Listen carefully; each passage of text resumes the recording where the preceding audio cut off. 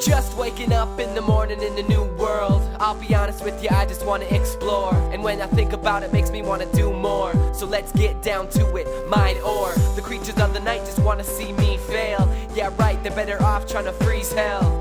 Some of us play for the thrill ride, and others play just to build high. But I do it for the blocks most people only dream of. Every time I fall, it's only making my pick strong. And I'll be in the mind with my pick, baby, till the end, or till you hear the sound of my tool breaking.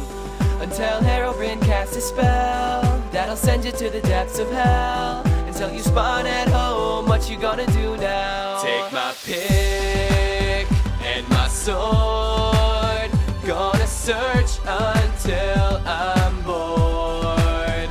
Give me coal, dig this hole, and that's when it came to me. Suddenly, amazingly, I am a miner. I am a miner. Here comes the miner. And that's when it came to me. Suddenly, amazingly, I am a miner.